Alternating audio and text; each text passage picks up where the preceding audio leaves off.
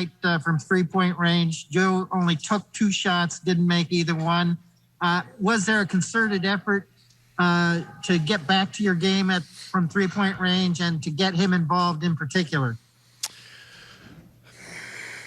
I think just typically, Philly's I think second best defense in the league, and it was a little tougher opponent, especially shorthanded a little bit. Whereas tonight, Charlotte, they play really hard. They're a good defensive team, but they do give up threes, and so it's just a component of the game. And I think Joe got a look, got some rhythms, but overall, obviously, we shot over 50% from three, moved the ball pretty well, and we're efficient offensively, other than the turnovers.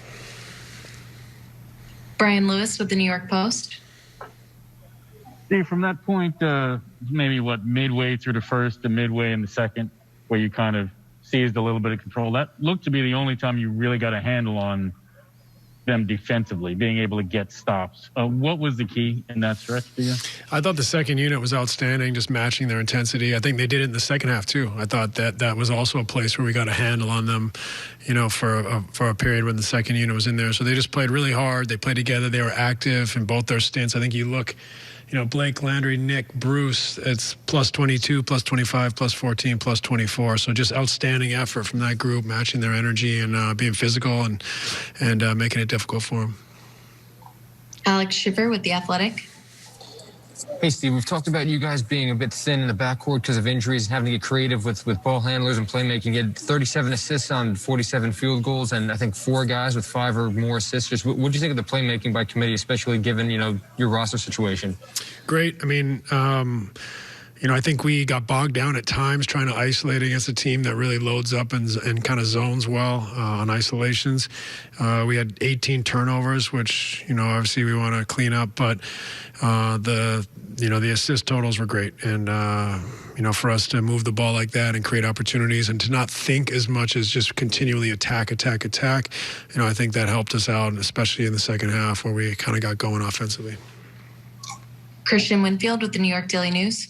Hey, Coach, two semi-related questions. One, Kevin, I believe, had 11 assists tonight. Just what did you see from him from a playmaking standpoint? And two, Kevin can just dribble up the floor and shoot over anybody, it seems like. So how do you balance that, his ability to do that whenever he wants to versus getting into the flow of the offense? Yeah, I mean, Kevin has the freedom to dribble up and shoot, and he's good at that. However, I think you want to be on top of people's rim and on their paint and constantly put pressure on the defense, let them make mistakes so it's not all home runs. They foul you, they miss a rotation, they they make a mistake and it's a 3 or it's a layup or whatever it may be, or they're in rotations, you get on the glass. That's a really efficient, long-term, sustainable kind of offensive theory in my eyes. But they loaded up really well on Kevin's isolations tonight, and he delivered, made some great passes. I thought really brilliant in that he kept it simple a lot. He had a few turnovers early, but then he kept it simple and just made the correct read, put it on the money, and that's a facet of his game that may be underappreciated. Tom Dowd with BrooklynNets.com. Hey, Steve, just looking at the three-pointers again with that comparison to the other night, do you feel like defenses generally impact volume more than a percentage of the team shoots? Does the percentage kind of come back more to just make or miss on your guys' part? I would say generally that could be the truth, but there are teams that give up threes, but really fly at you and do a good job of holding your percentage down. So I don't think that's like a black and white thing. I think, there is a gray area where some teams speed you up. So it feels like you're getting a lot of threes, but you're maybe rushing them or you feel under duress. So I think it depends on the team. It also depends on the night.